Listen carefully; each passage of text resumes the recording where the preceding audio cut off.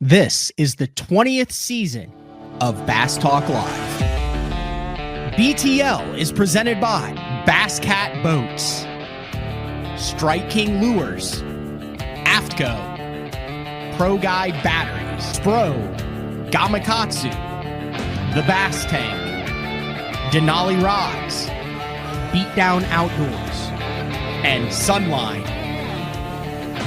BTL coming at you. All right, welcome back to another exciting edition of BTL Bass Talk Live.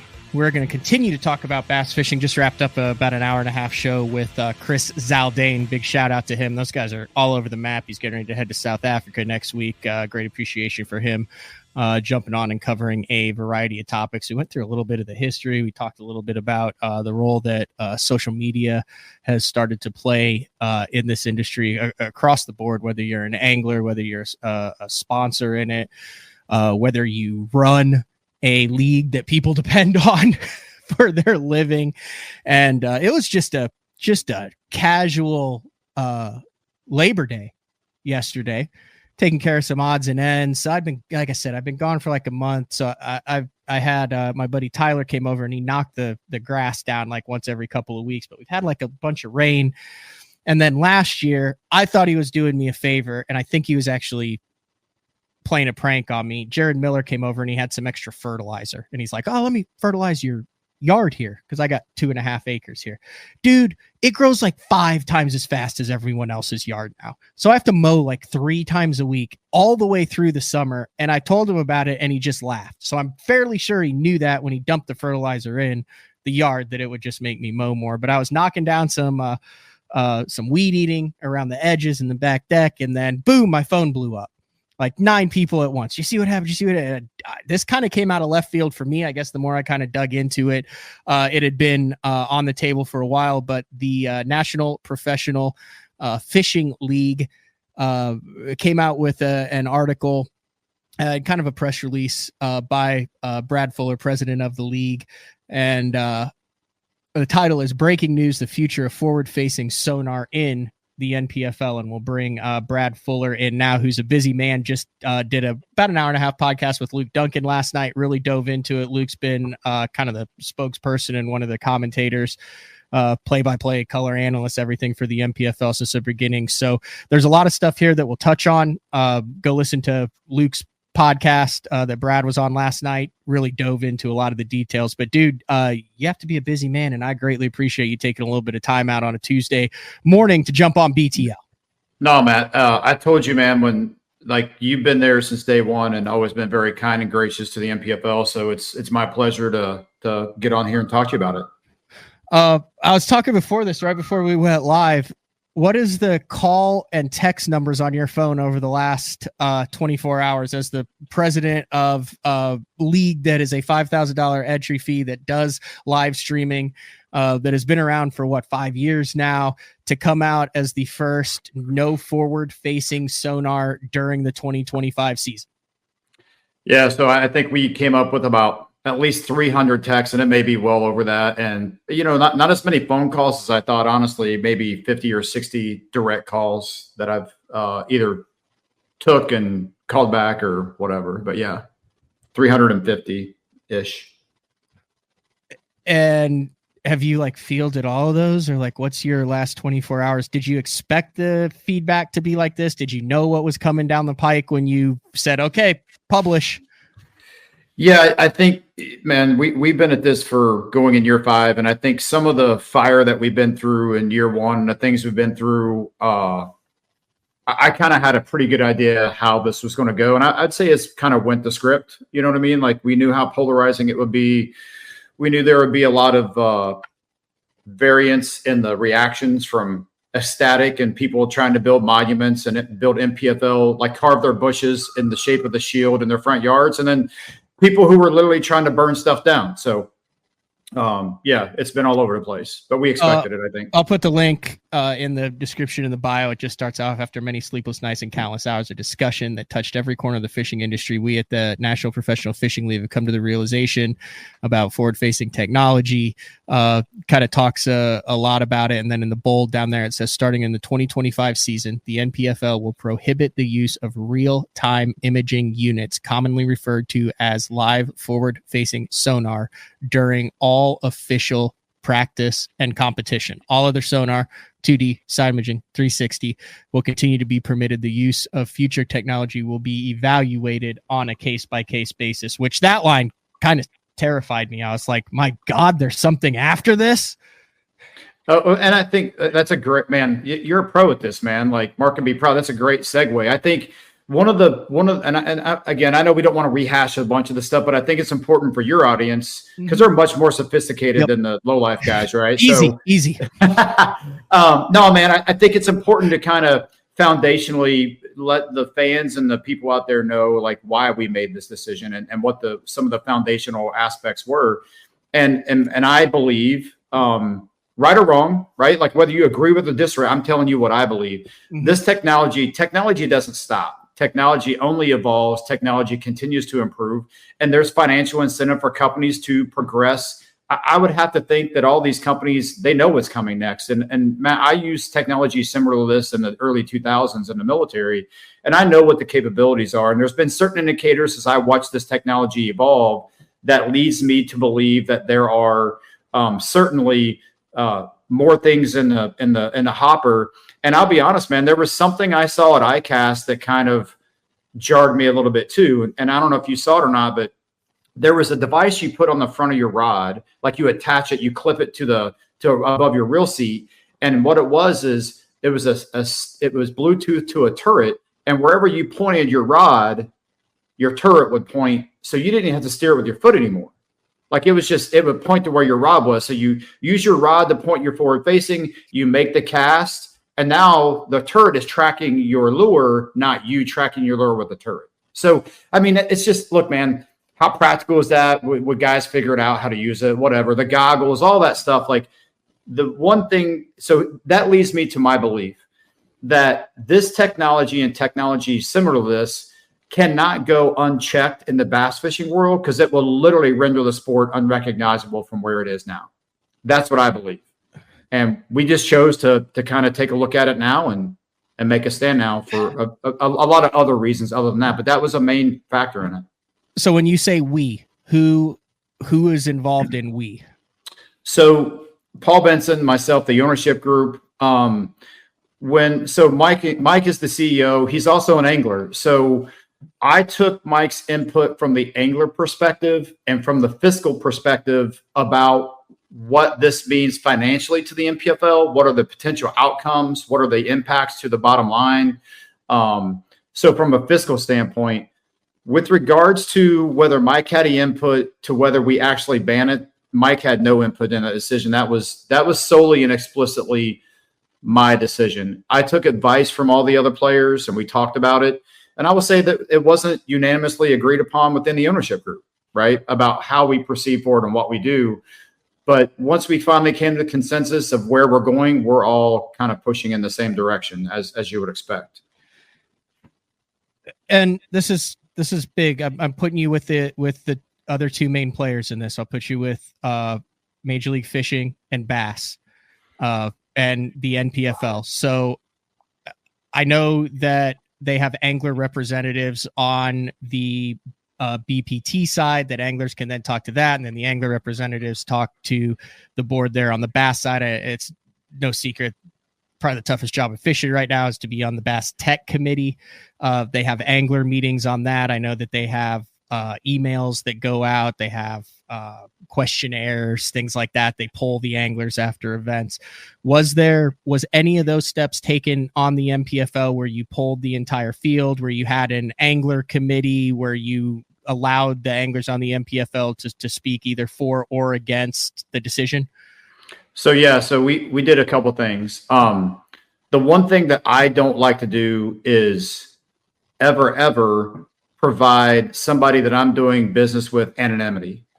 So I wasn't willing to do a survey where we allow people to not have a face-to-face and one-on-one conversation as much as possible. I feel like me and you being able to sit in a room, Matt, as an angler and a customer and a person running a business, there's more value in the body language and the sincerity that comes across and where we are and where you are than will come across in an email or survey. I will say that subsequently there was a survey, an angler took it upon himself. He believed strongly that a survey was the way to go. And he provided a survey to the field without any input from us, and he has every right to do that, right? Like, hey man, if you want to know what the field thinks, he has a business that is closely tied to rigging and doing electronics work. But you know, the way those questions were asked and what was done, like, and there were other reasons I did not want to do that, because I feel like the culture we have here is a very much lift me up, help me kind of mentality when it comes to the anglers. And I felt like that was going to cause a lot of divisiveness for something that we may not even implement, right? We didn't know at the time. So we chose not to do that. But I will literally say, I think I spoke to every single angler in the field at some point or another. We said, hey guys, if you've got a strong opinion about this and you want to tell me what you think, then you pick up the phone and call me, or you catch me at the event. And most of the anglers did that. I was surprised how many guys were indifferent. Hey man, I don't care what you do. I think, and I don't want to quote numbers out of Trent's survey because I don't have them in front of me, but you know, there was a larger than expected population of guys like, look, man, I'm not going to do this. Like, you guys make the best business decision, and then we'll make a decision whether that's good for us, and we'll move forward. Like that's the bottom line. We're not going to get into all the drama. One of the things that you mentioned on Luke's show, and you said it here, you said it's purely a business decision. We know that sponsors drive this industry, big corporate sponsors, non-endemics, endemics, a lot of big players in the electronics companies. I'm curious what impact or lack of impact that had.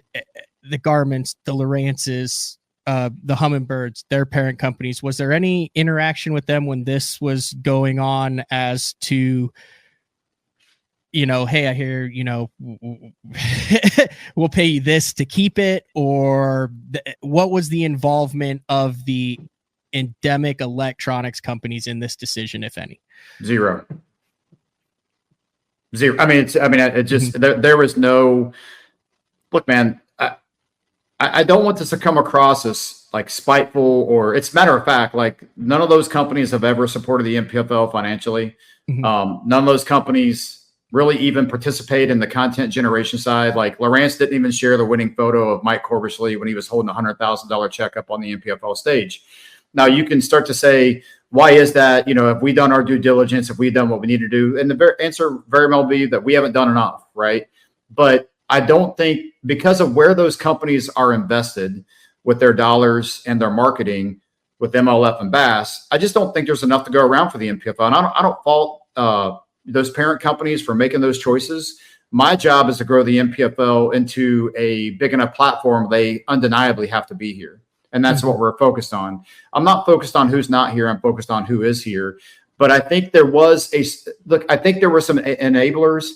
Matt, this would have been a drastically harder decision if I was going to be kicking money out of the bottom line by making this decision. The reality is that wasn't a problem for the NPFL. Like, we weren't getting any money from those companies anyway. And people say, well, now you're never going to. Well, we'll see, right? Like, I would argue, and I've been working on some strategies to kind of say, hey, man, like, you've got a whole lot of other product lines outside of what's being shoved down everybody's throat in the other leagues. Like, let's see if we can sell some of this or some of that. You know what I mean? Like, just doing our due diligence and not closing any doors. And I think we've got a multi-pronged approach to growing this company in 2025. And this is one, I would say, small piece, but it is a small piece in the grand scheme of things about what our plans are for 25 with content generation, manipulation of content. And just like you guys say, we've got to engage and entertain, right? And that is what the NPFL has been missing from a fan standpoint and from a content generation standpoint. And we are laser focused on getting those two things ramped up in the NPFL to get a product out there that these companies undeniably have to come and partake in. You guys are midway through the season right now.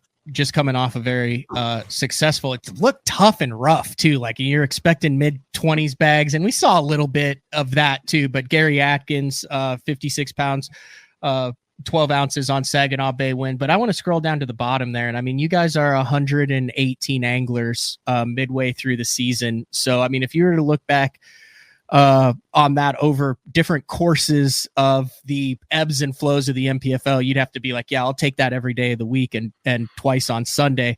Are you concerned, or are you optimistic, or what do you think this looks like in 25 as far as anglers saying not for me anymore, or as far as anglers beating down the door trying to get in?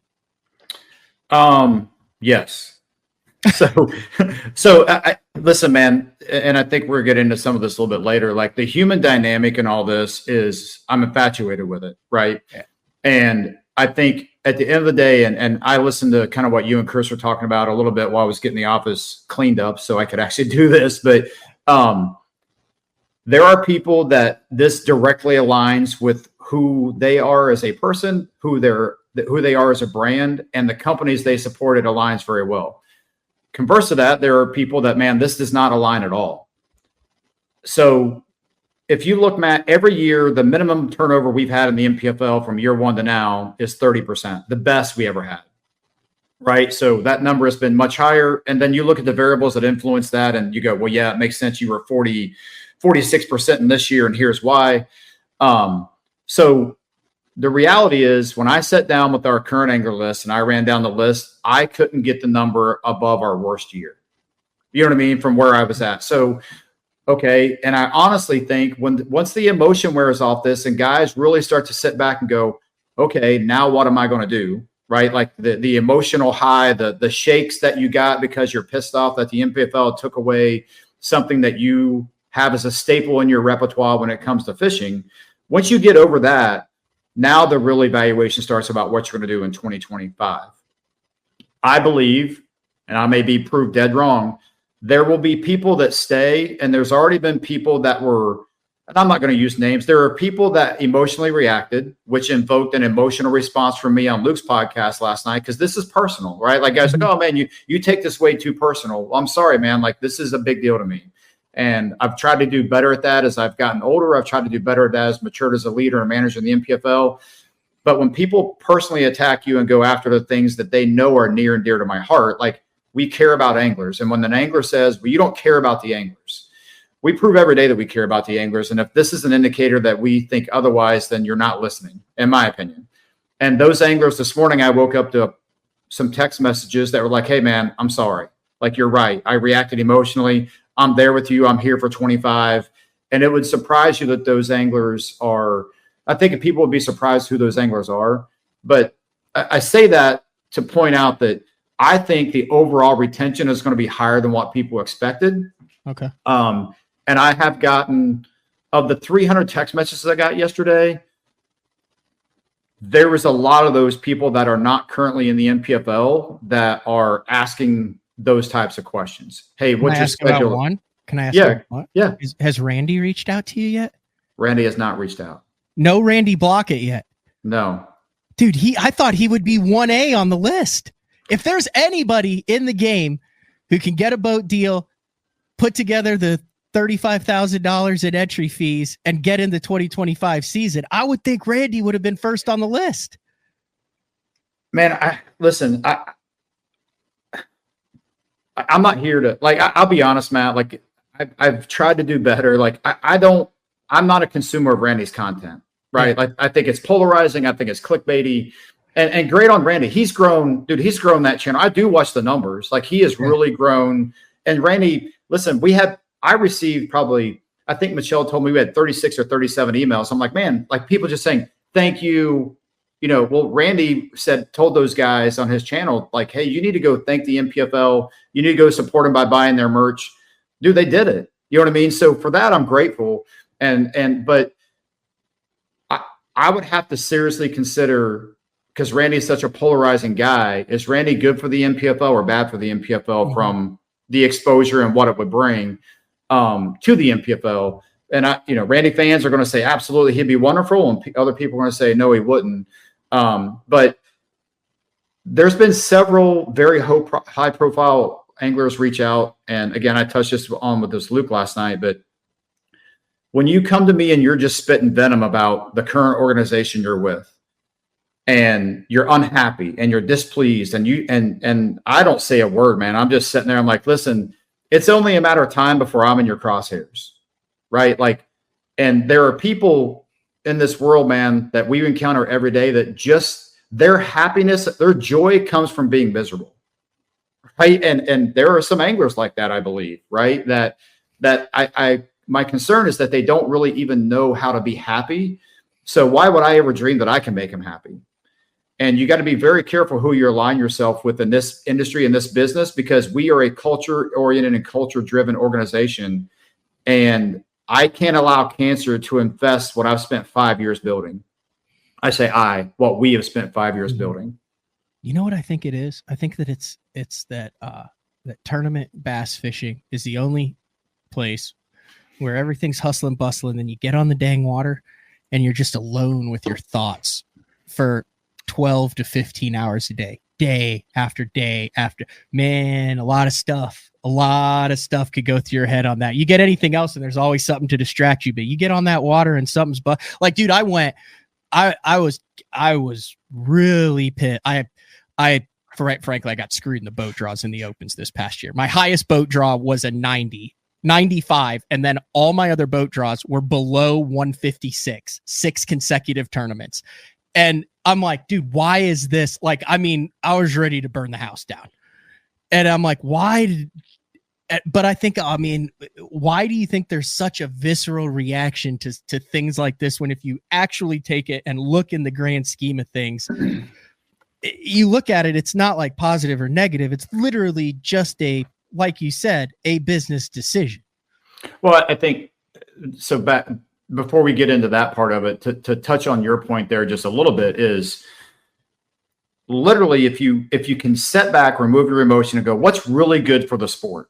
Like, what's going to get the biggest fan base, the biggest audience in the sport? And here's I say epiphanies, but you just have these moments of clarity as you're navigating. Because, dude, we've been on this, I say 6 months, it may be longer than that. Like, seriously looking at, we're gonna come to a point where we have to make a decision.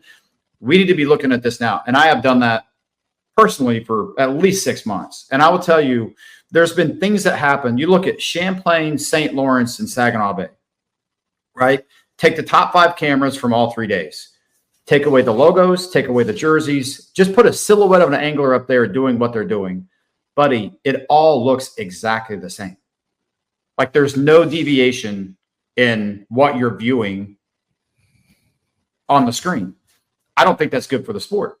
There are fans out there that don't, not all, but there is a demographic of people that are not going to tune in and watch that. Mm-hmm. So if I have the ability to force a reallocation of assets, sponsorship, viewership, and fans, sponsorship, audience, and fans. Audience and fans are 2 separate things, right? You can be a fan and not an audience. You can be in the audience, not a fan. I met people this week who are in the audience, but they're not fans of fishing. They were watching because we were in proximity and they were like, oh, I want to see this, right? And I think the more diverse the overall viewership is for the sport, the better it is for sponsors. The more widely spread the audience is across bass fishing, the better it is for NPFL, the better it is for MLF, the better it is for bass. It's better it is for Matt Painrack and BTL. Mm-hmm. I feel like this is a way to maybe, and there's a question mark there, keep a bigger segment of the non-fans, just the audience, engaged in what we're doing. Theory. Yeah. We're going to find out. Interesting. Well, because so part of me I make my living on BTL as the show, and then I also fish the Bassmaster Open EQs. God knows that we don't make a living fishing the Bassmaster Open EQs, but as an angler, I believe it's also part of that is, hey, we all look the same. Just like, in my opinion, everybody standing on a putting green looks the same. But why do I root for Scotty Scheffler, or why do I root for Ricky Fowler, or why am I a Colin Morikawa fan? They all look the same. It's the onus, well, devil's advocate here, is on the angler to differentiate themselves, to know, hey, we're all fishing and we're all doing the same thing here.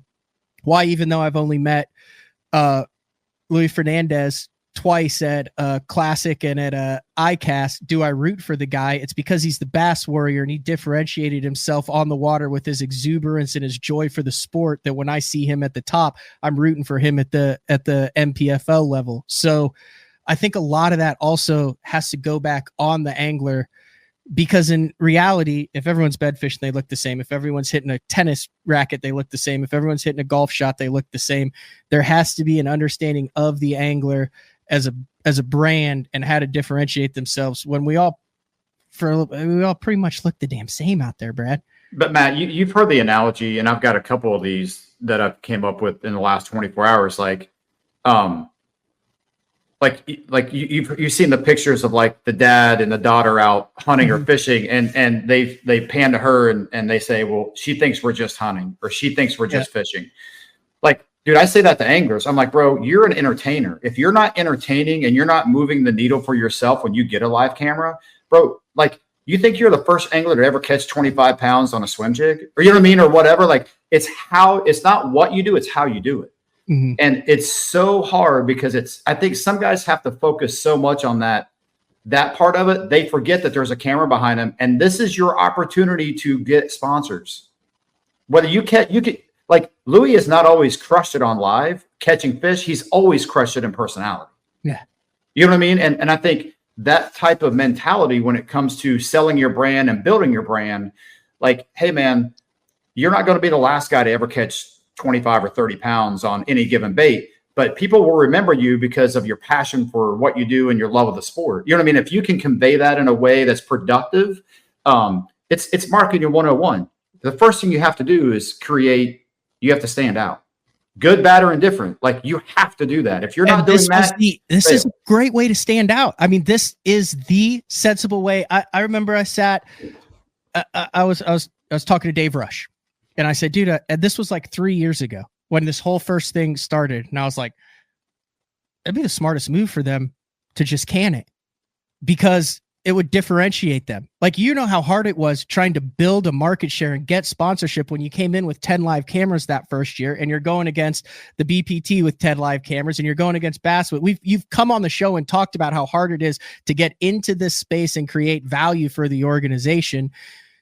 This, in my opinion, when you said, quote, this is purely a business decision, you're taking a risk. It's definitely a risk, but it's a business decision. And I 100%, from someone who's been in the industry for a long time, understand why it was made. So I gave Luke a couple of these. I'm going to give you your Instagram reel of the day. So when you cut this up and you put this on Instagram, this is going to set the fishing world on fire. But I believe it. And I'm not doing it for that purpose. I'm doing it because I believe it. Man, once we came to the conclusion, I had my angler meeting. We had our angler meeting with the anglers on Wednesday, just to put the last rung in the ladder of, is this the right thing to do? I wanted every angler to feel like they had the opportunity to stand in front of the ownership group in its totality, look us in the eye and say, this is how I feel. And I didn't rule out the fact that, man, we are not those people who go, well, we know it all. There could have been something come out of that meeting that was like, holy crap, I hadn't thought of that. Mm-hmm. Here's the reality, Matt. That was very, very, very, very unlikely to happen. And because the point of where we got to very late in the game was, man, if all 118 anglers told us this was the wrong move and they didn't agree with it, based on my research and what I've looked at and the long range plan for the NPFL, I don't think that would have mattered. You know what I mean? And so an angler not agreeing with the decision is not why I had that meeting. I was making sure that there wasn't some unrock that we had not uncovered, that we hadn't turned over like, oh man, I didn't think of that second or third order effect. We need to evaluate that a little more before we make a decision about this. That didn't happen. I think the guys were confused and the fan base was very confused on, hey, if an angler doesn't agree with it, that's a mark against doing it in the NPFL. That really had no bearing on it whatsoever. Whether an angler likes it or not, or wants to keep it or not, wasn't what we were looking for. We were looking for the aha moment of, man, I didn't think about that repercussion 2 years down the road. We can't tolerate that. We need to reevaluate it. So when guys go, man, 62% of your anglers were against banning forward-facing sonar, you're not angler-centric. That had no relevance on the conversation. We weren't looking for approval. We were looking for the nugget of knowledge that we hadn't thought of. So I feel better today, Matt, with the decision. And I hope I told Ken Duke last night, I think he was the last person, 11:30 or so, I texted before they go to bed. I said, I feel better at the end of the day than I did when I started. And my job tomorrow is to feel better at the end of tomorrow than I did today. You know what I mean? Like you have to have that, eat the elephant one bite at a time. And there's ebbs and flows to that. But man, I agree with you. I'll be honest.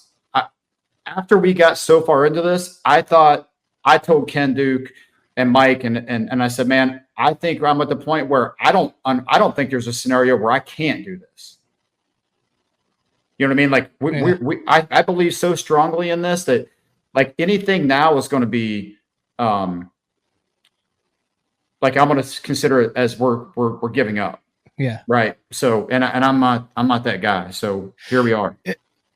Last question, and then I do want to ask about the rest of the year. You guys are still going strong. You have 2 more stops on the St. Johns River and Lake of the Ozarks coming up to close the season out. Was there a defining moment? Like, do you remember when it was where you went, yes, 100%, it's gone in 2025, to where you talked about the conviction in that, but was there a specific moment where you went, we're doing it? Yeah, there was. And I remember it distinctly. So we were on the phone with a major conglomerate endemic sponsor. So they own multiple brands. And the question, I didn't ask it. The question was asked like, hey guys, what do you want to hear? What do you want to see? What are your desires? Like if you could have an injection and wave your magic wand and you can make anything happen you want, what specific to the NPFL or the industry in general? And the answer really jarred me, man. Like I really probably kind of took a step back. And they said, guys, we don't care what you do or what anyone does. We just want to see somebody stand up and be a damn leader and have some conviction about what they're doing. Like we want someone to make a decision, articulate it, stand behind it, reason it, and go execute it. That's what we want. And I just thought, dude, that's me. Like that's like I have all those things at my disposal. I feel confident in the decision. And from that point on, man, I kind of decided that now I've went from convincing myself it's the right decision. Someone's going to have to convince me that it's not the right decision. That was a major turning point when I switched gears from one to the other. Mm-hmm. And that was very late in the game. Like that was, I think I was either at Saginaw or I think it was like the day. Yeah, it was because I was this. Yeah, that's like last week. Yeah, no, 100%. Like it was, and yeah, no, it was very. It was like months, and you're trying to keep this under your hat and keep it from out. No, and I think a lot of people like, look, man, like we don't believe you. Like the decision was already made. I promise you, the decision wasn't made until after the angler meeting and the following day when we got together. And funny part, Mike wasn't involved in that conversation. He's like, hey, man, you know, I'm here fishing. Like you guys make the decision and let me know what's going on after the fact. Because we already knew the potential financial ramifications. We knew, you know, the different variances in your pro forma and how your budgets would look based on this and that. And it's all conjecture. You don't know until people start writing checks. And you know, we're hard at work on that stuff now. So, you know, hopefully it's extremely risky. Like this is not a slam dunk. But we feel like this gives us the best chance to be here in, you know, 5 or 10 years down the road or longer. Excited for the rest of the year. It seems like you guys have been on all cylinders for the first 4 and then closing it out with 2 good tournaments. Yeah, man, the St. John's is going to be, you know, we're going to John Cox's backyard. He's hands down going to be the favorite there without a doubt. But John will even tell you the volatility of that fishery in September and what can happen down there is going to kind of open it up where anybody can play. We expect it to be very tight weights. I mean, to imagine it's any tighter than Saginaw Bay, 15 ounces separated from first to fifth, had a tie for second. The winner won by 1 ounce. Kevin Martin, the day 2 leader by 2 pounds, ended up getting 5th place, and he was only 15 ounces off the lead. We feel like St. John's is going to shape up to be a very tight tournament. But I think the catch rates will surprise people. I think the 5 guys we get on live on on Friday and Saturday are going to show some diversity in what they're doing in the fishing. So we're excited about St. John's. Out of DeLand, in true form, a non-prototypical St. John's River venue for us. DeLand's a phenomenal city, very historic, lots of cool stuff downtown. And we're excited to also show the world to the other side, the other end of the St. John's River down there in DeLand versus being up in Palatka. Okay, cool. And then close the season out on LOZ. Yeah, man. Since I owned Omega Custom Tackle for several years, was based right there with about 2 hours from Lake of the Ozarks. It was my home lake. I know it better than any lake in the country. I know what it's capable of in October. I'm excited about the content that we're going to generate around that, pulling in some of the locals there that are going to give some insights. I mean, you've got some legendary anglers right there in that area in the Ozarks region, guys like Roger Fitzpatrick, right?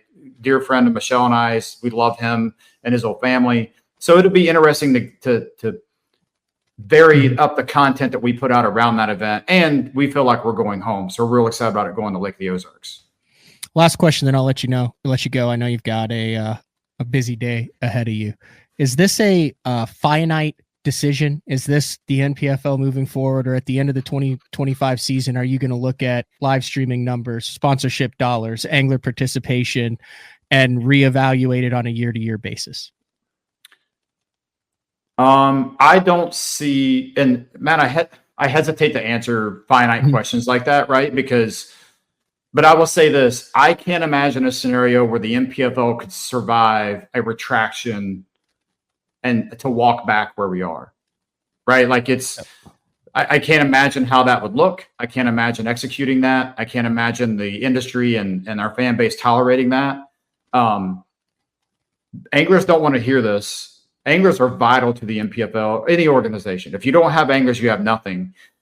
I think the anglers would tolerate it, potentially. We're going to find out, but the fans just wouldn't.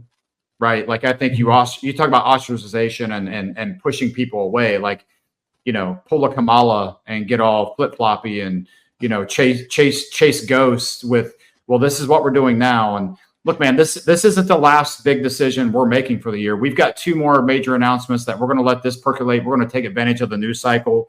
We're going to let this run its course, and then we're going to dump another one on the public. We've got 2 more. And I feel the third of those announcements may be more, it won't be as volatile. It won't be as polarizing, but it's going to generate a lot of discussion. And this is something that I've been advocating for years internal to the organization.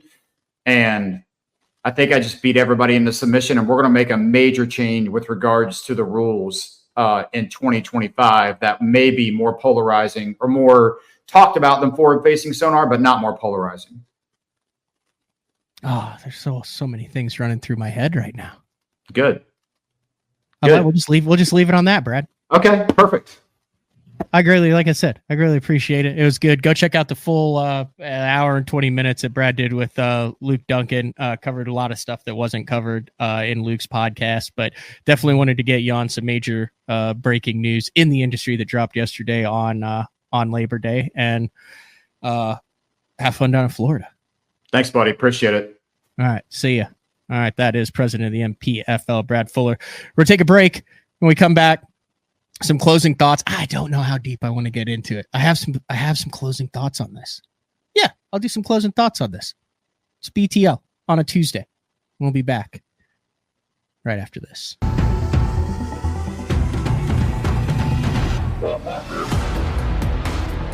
Gamakatsu, the innovation leader in fish hooks, is launching Nano Alpha technology in 2024. Nano Alpha is a new finish available on Gamakatsu's most popular hook styles. It delivers 2 times slicker performance, 4 times better corrosion resistance. Nano Alpha technology makes the world's greatest fish hooks even better in 2024 to help anglers catch more fish. Born in Japan, using technology, innovation, and precision, Sunline produces the widest selection of fishing lines at the most technologically advanced line factory in the world. Manufactured at the strictest tolerances to produce victories at the highest levels of tournament bass fishing. From household names like Christie, Swindle, and Cruz, to young guns like Cook, Logan, New, and Welcher, they all trust Sunline to take them to the top of the leaderboard. Choose the line that will give you the strength to guarantee your confidence. Sunline. Your early morning mentality is your every hour mentality. All gas, no brakes. Focus, purpose, power.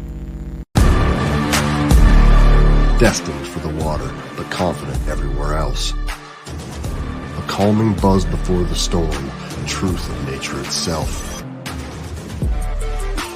You can't catch lightning in a bottle. There's a limit out there, but it's not with your gear. Unrelenting power delivery. Unparalleled weight savings. Keeping you on the water, whether you run a 9.9 or outscoping your best 5. In this rare air, there's power in the silence. It's a mindset, thinking only of the things that matter and freeing your mind from the things that you trust.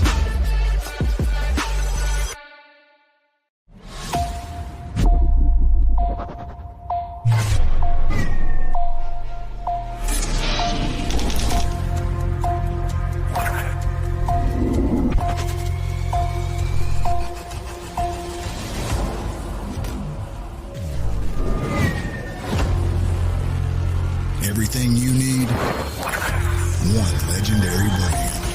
SONAR, Strike King.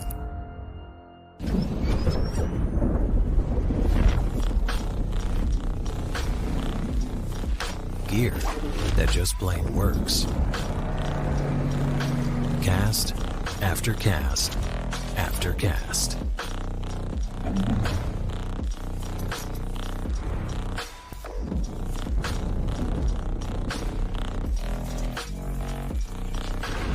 AFTCO. Any fish, any water.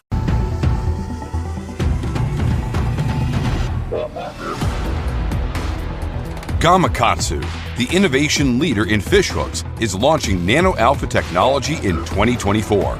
Nano Alpha is a new finish available on Gamakatsu's most popular hook styles. It delivers 2 times slicker performance, 4 times better corrosion resistance.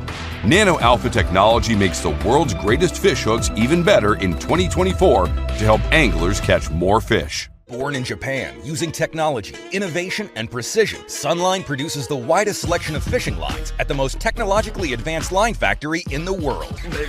Manufactured at the strictest tolerances to produce victories at the highest levels of tournament bass fishing. From household names like Christie, Swindle, and Cruz, to young guns like Cook, Logan, New, and Welcher, they all trust Sunline to take them to the top of the leaderboard. Choose the line that will give you the strength to guarantee your confidence. Sunline. All right, second BTL of the day. Big shout out to President of the NPFL, Brad Fuller, for coming on, speaking very candidly, and excited to see how that goes in 2025. Plus, he teased a little 2 more major announcements. I mean, I'm sitting here off the top of my head thinking, is it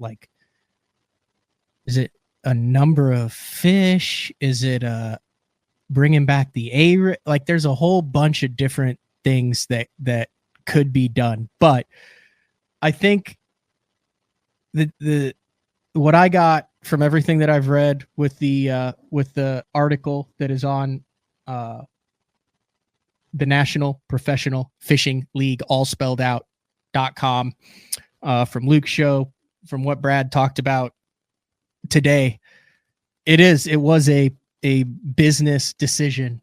And I respect him coming out and saying that, for not saying, hey, we polled and this is what the majority, because then you have the minority. And it was something that I think if you do it, it has to be finite. And this is what I'll say about this. And the way that it's looking now, purely opinion piece here, not negative, not positive. From a guy who has to talk about this for numerous hours every single day, and a guy who fishes the Bassmaster Open EQs, the more you have in or out, whether it's, oh, we're going to use it for a portion of the time and not a portion of the time, or half the season and not half the season. All you're doing is you're prolonging and you're antagonizing the debate. And once you have a finite, like, this is what it is or this is what it isn't, you're doing a disservice to guys like Drew Gill, to guys who are forward facing, because you're devaluing their accomplishments without fully understanding what goes into winning that tournament. If you're saying, oh, well, he just won it because it was one that they used it, or he caught the majority of his weight in this period because he's using it. Conversely, if you do away with it, you're also going to say, oh, you know, these are anglers who have dedicated to their craft and they're finding fish and they're doing everything to hang with the guys who have done it without the forward-facing technology for a number of years. A win is a win, and I think it's a travesty now that you have a lot of highly talented young anglers, and I don't know the guy from Uncut Angling, I think is who it was at all. He's like one of the OGs of the YouTube. It's got 100,000 views on it, and he did a kayak video where he clipped in a bunch. BTO was in there, Mercer was in there, Ike was in, a bunch of guys were in there, and they were talking. It basically kind of showed the landscape, the atmosphere that we're in right now. But I think for all of the leagues, there needs to be and I think there's a cat and mouse game going on now between MLF. What are they going to do? What is Bass going to do? I think you've got big tech, the big brands that are involved trying to decide what they're going to do. Everyone wants to play it close to the vest. The NPFL is the first one out. I think they did it at the right time. And you're never going to make everyone happy. So this is my point that I'll say this. I grew up in the pre-forward facing live scope and all that era. The amount of nuance and technical understanding that it takes to be a top 0.1% bass fishing, to make a living going on the water, to be one of these 180 guys that are at the top level of the BPT or the Bassmaster Elite Series is astronomical. You cannot understand how much little nuances make into it. I am a firm believer 100% that there is just as much skill, just as much technicality, and just as much nuance in the forward facing game that 99.9% of fans do not yet currently understand, because it has either not explained or because your mind is also automatically close to it. And this isn't whether it should be or shouldn't be. This is to the anglers who are doing it right, who are spending the time on the water. Just like you would have micro nuances when you're flipping cover where guys are better at generating bites, the same thing exists in forward facing sonar, to the point where it's extremely, extremely difficult. Other than the fact that if you look at the results, there are specific guys that time and time again are at the top of their game. And the people that are at the top, these point, I listen to them talk, I hear them talk, I talk to them on the phone. I fished with a lot of them over the past 2.5 months when I was on the road. I jumped in a lot. I mean, I dove into this as deep as I can. And the nuance and the understanding is just as intricate, just as talented, and takes just as much time as it does in the non-forward facing game. The only thing is that I believe you learn more in a quicker amount of time because your feedback is instant. So what you learn from flipping a jig over a year or 2 years, or cranking rock over 2 or 3 years, because you do have real-time feedback, those nuances are recognizable and the adjustments are easier to make from it.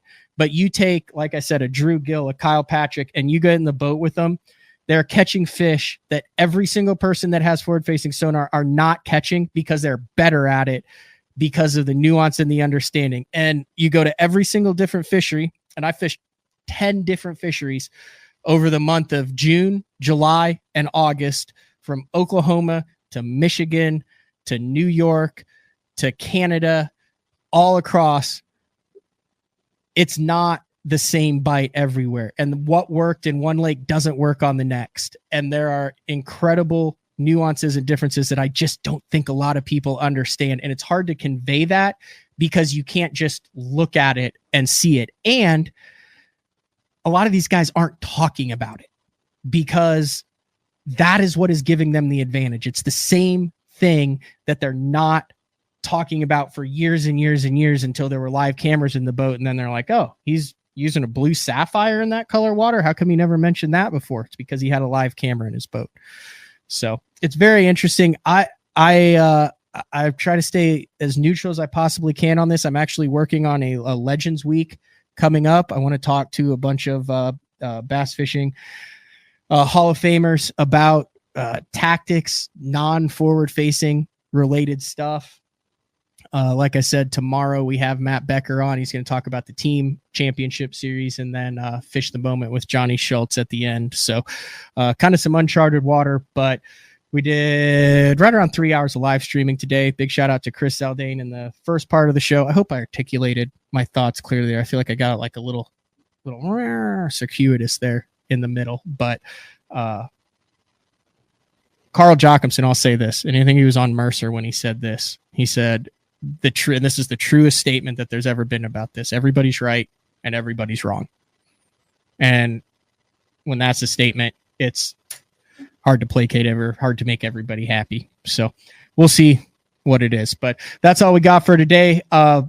Working on next week, since I'm not going to the Mississippi River, that open, only fished the first 7. We are going to do some viewer feedback shows with some fan favorites. So next week, 8:30 a.m., I might throw in an evening show, but we're going to put the link for the show for the StreamYard in the description on YouTube. We've done this before. If you want to jump on, you want to ask a question, you want to BS with the guest, have a good time, we're going to do that. And then also keep your eyes open. We're getting very close to the Bass Fishing Hall of Fame auction. We're also giving away, as we have for the last 3 years, the BTL experience, where you get to come in, co-host an episode of BTL. You can pick your guest,